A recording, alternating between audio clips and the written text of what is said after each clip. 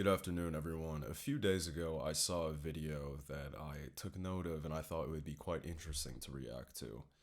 Let's give it a look, shall we? Is the left responsible for young males falling down the alt-right pipeline? Yes? No! This whole notion that guys don't get validated, so they need men like Jordan Peterson and Andrew Tate to look at them and go, "You're valuable," that's such bullshit. If you're a guy going, "Nobody cares about men's feelings," that's literally your fault. I'm a boy. I'm a male. I want to go to war! And guess what? I've prioritized emotional vulnerability in my friendships, so that when I'm going through something, I can go to my friends and I can cry and I can talk about stuff and I feel validated. If you're a guy and you've surrounded yourself with people who don't allow you to emotionally connect with them, that is your fault for not prioritizing that. It's not the job for strangers online to go, "Oh, you're such a handsome little boy. You're such a handsome little boy." Grow up, dipshit. Life literally is easier as a guy. And shut up. I can go around with my earbuds in at night walking around. If a girl does that, Andrew Tate picks her up, okay? It's not our job to coddle people who are falling down the alt-right pipeline. If somebody wants to go and watch Ben Shapiro's Savage Moments compilations, it's fine for us to call them what they are. Stupid. Okay, so there's a lot to unpack here, but let's start off with the obvious. Is the left responsible for young men falling down the alt-right pipeline? And the answer to that is yes. Absolutely. Quick side note, this isn't the only reason men are becoming radicalized. Economic instability, loneliness, and being chronically online, to name a few, are all at play here. But the left's lack of willingness to acknowledge the plight of young men is a primary cause of these same men falling down the right-wing hole of rabbits. Now, back to the video. The rise in popularity of people like Jordan Peterson, Andrew Tate, and Ben Shapiro are all a direct response to the left being completely and utterly unable to present a single compelling male figure that young men are resonating with. Progressive men in 2023 generally place an emphasis on emotional intelligence, being more in touch with their feminine side, rejecting harmful aspects of traditional masculinity, and finding any excuse to bring up that their Aquarius moon is in their third house around women. Gemini. Hey.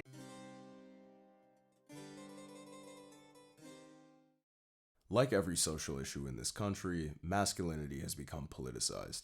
Being strong within your beliefs, being a resilient individual, being loving, being caring, being some kind of a protector, being a rock for the people around you is now a right-wing thing exclusively.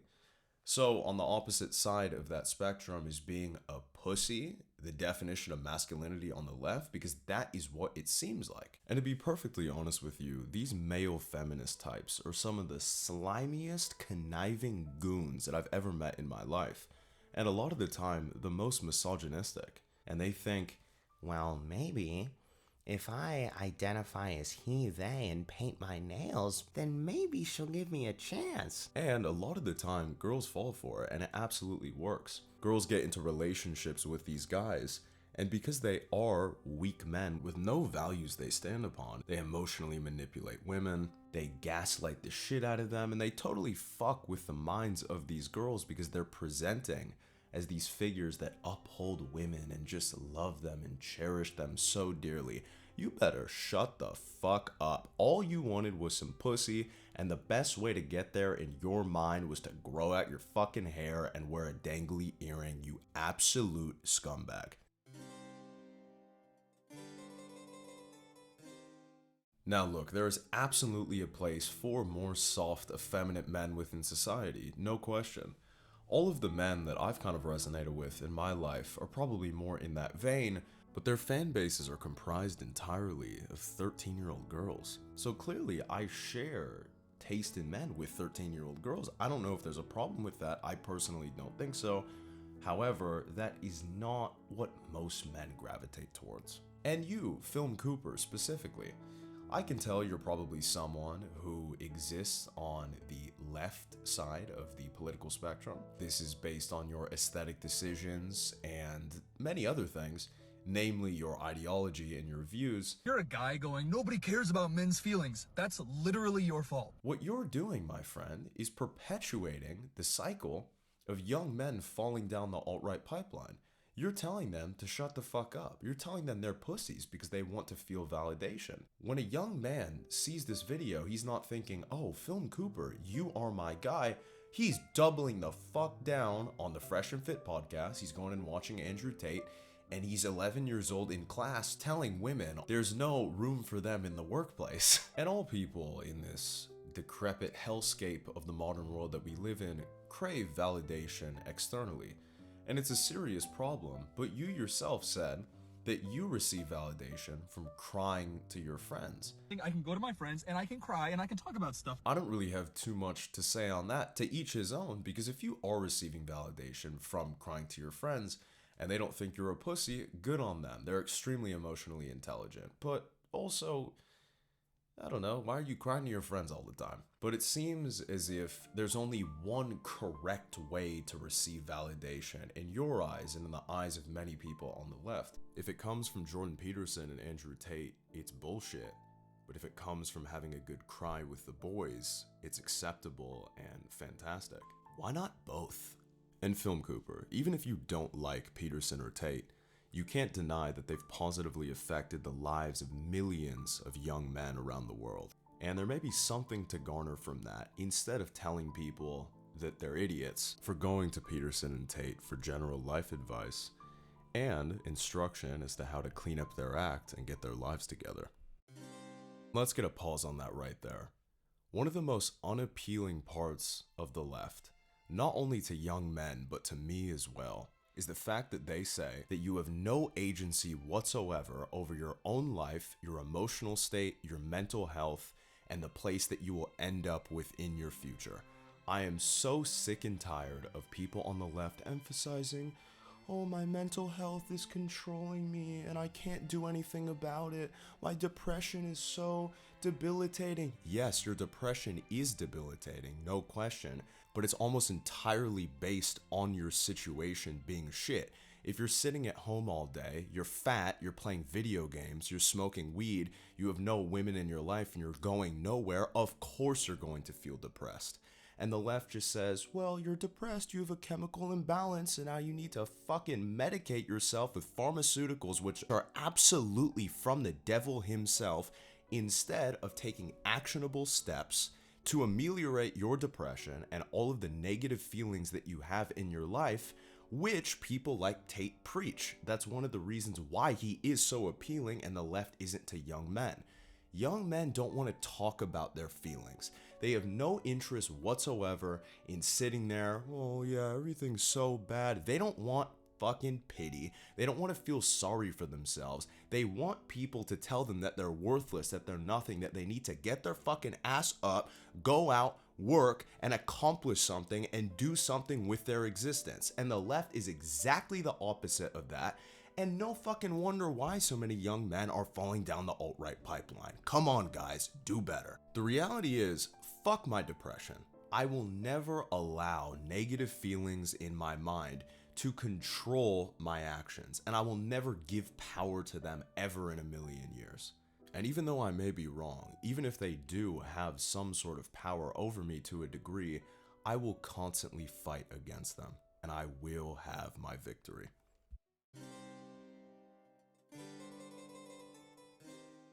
Andrew Tate and Jordan Peterson are not validating young men. They are doing exactly the opposite, and you've given me a fantastic excuse to go and find the thousands of clips of Andrew Tate brutally bashing people for being lesser than him. You're a worm! You're a peon! You're a brokey! You're the scum of the earth! Back where you fucking started, Wagey. Do you know who eats sushi? Little fucking soy boys. Little fucking Democrats. Oh, actually, I'd like a sushi. You're broke!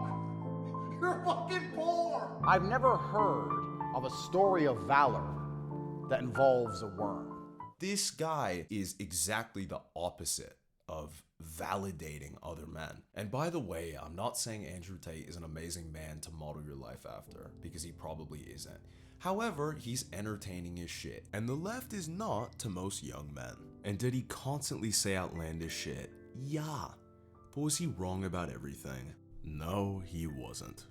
People have lost the ability to see the nuance within certain individuals because they don't agree 100% with what said individual believes. I totally think that's leading to the downfall and destruction of this country. Film Cooper, you're a great example of that. I watch your shit all the time. I don't agree with everything you say. You seem like a nice guy, and I can disagree with you without believing that you should be put in front of a firing squad.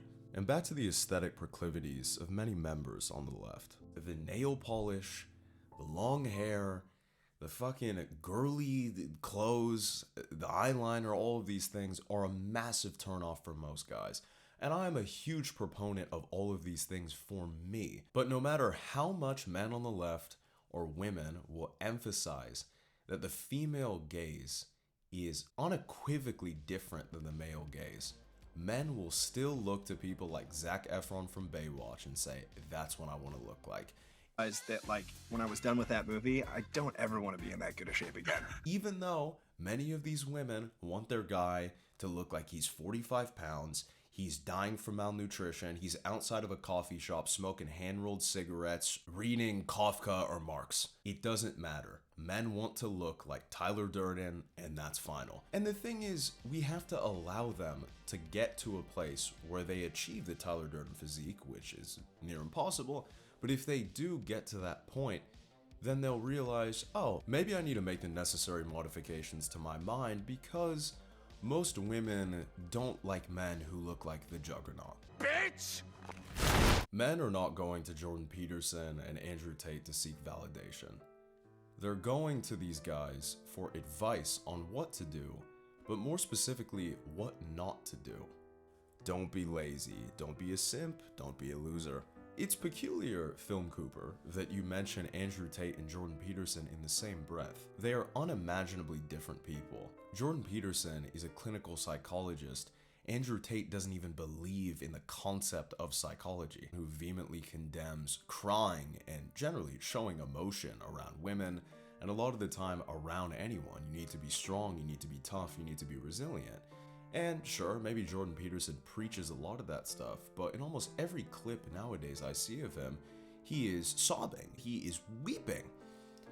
You know, I was out walking, and I saw a man, and it looked like he probably didn't clean his room, and it was just so moving. So these two guys are completely the opposite. Also, I don't think Jordan Peterson has any affinity for Andrew Tate after the time that Andrew spent with Jordan's daughter, Michaela. I wonder what happened there.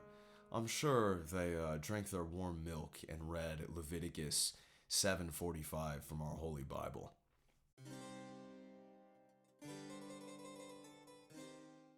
You're 100% right about you needing to prioritize male friendships, where you can be emotionally open and where you can be vulnerable, because as men we all need that and we're desperately lacking that. However, I think the reason why so many men go to people like Andrew Tate and Jordan Peterson is because deep down they know that no one really gives a fuck about them at all. And you know who has proved that expertly?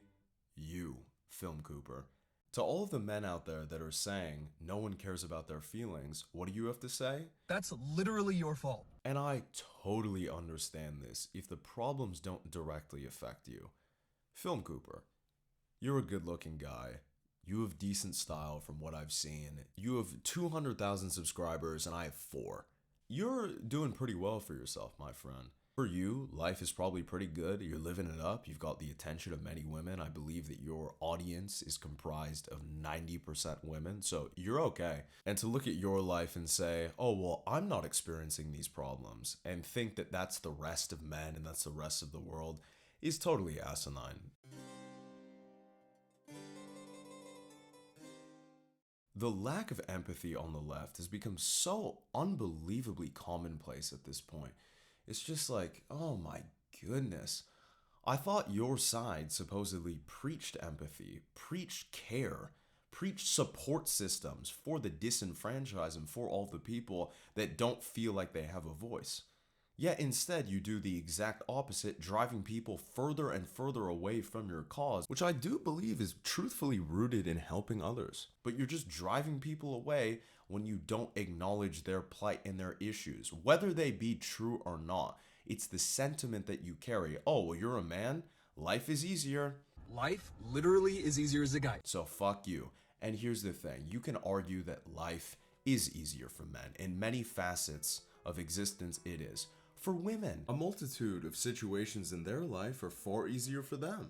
But when we get into this mode, we're perpetuating this gender war. Instead of looking at the lives of men and the lives of women and acknowledging that they're very different and our struggles are very different and the way that we deal with them are extremely different, we're saying, oh, well, you have it easier. Well, I have it harder. You have it easier. I just got it. And we're just fighting, and we've become enemies instead of the complementary people that we should be and that we're designed to be as well. It's terrible. And the reality is, for both genders, we are not doing well at all. Everyone is lonely. We're not sleeping together. We're riddled with antidepressants. Most people can't even go into the grocery store without having an anxiety attack. Things are fucked for all of us. The fact that we're all here existing should be enough for us to fucking start banding together. I mean, come on, guys. It's brutal, as they say. We need to be more of a support system, not only for the same gender, but for the opposite gender as well. And I think if we were able to have that connection, so many of the issues that both genders face would probably dissipate. I don't know about that, but I'm just saying that because I'm trying to be optimistic in this world of despair. Most men in this modern world want to strive for excellence within this capitalist system that we live in, and most men will never achieve that success. However, when they watch someone like Andrew Tate, he is inspirational for them. I like Vosh, but I don't watch Vosh and think, I'm inspired right now. And I'm sure most young men are not thinking that at all. I feel like I've outpaced him intellectually. They see someone with the money, they see someone with a Bugatti, they see the girls, and they think that is something to attain. It's something to strive for.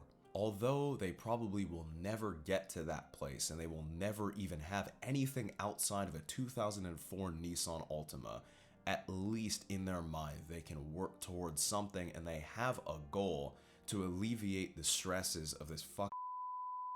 And the left is essentially destitute of that inspiration that many young men are looking for.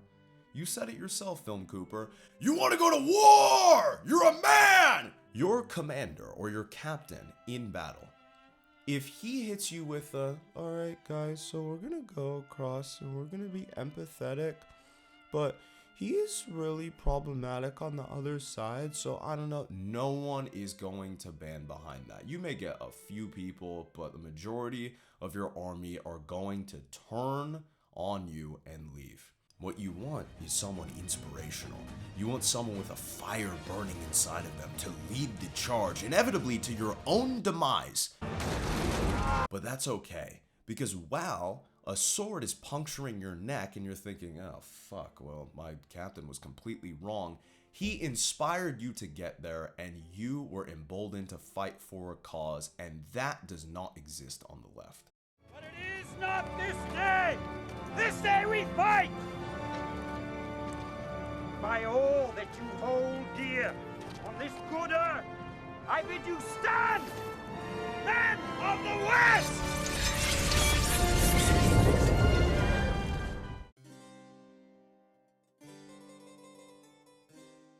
A lot of the sensationalism around people like Tate inspired the initial vitriol for him. You know, him saying all this wild shit on TikTok. We all know you'd want a man to fly that plane. You would not want some woman to walk up the stairs. Hi, guys. And going viral based off of these 7-second clips. I encourage everyone on the left, on the right, in the center, from outer space, whoever it is, to tune in to the long form content. And instead of making your judgments based off of 9 seconds of what someone says, there's 3 hours more along with that 9 seconds that you can watch. The lack of attention span that we all have now because of TikTok and social media has ruined people's ability to fully hear and see someone out. I think you'll learn that with a lot of these people, whether it be Tate, whether it be Hassan or Peterson, or really anyone, when you watch the long form content, it's kind of like, nah, you're a human being and you have your beliefs and you have your ideology that I may disagree with. We may be diametrically opposed. But you're a human being, and no matter how much I think what you're saying is complete garbage, I believe that you genuinely think what you're doing is best. And when you can acknowledge that, it makes it pretty tough to vehemently despise people, you know? But to really make a judgment on someone and their character, it is so crucial that you're watching the long form content. If I were to make a judgment about a book, and I only read the first chapter, and I'm like, oh, well, this is actually what's wrong with the story and the author. So you look at me, you like, finish the fucking book before you tell me about your opinion. And I think it's the same thing for these people on the internet, too. And then if you really fucking hate these people after engaging with a multitude of their long-form content, so be it. You hate them. Good riddance, and bye-bye. And with that, I bid you adieu as well. Dislike and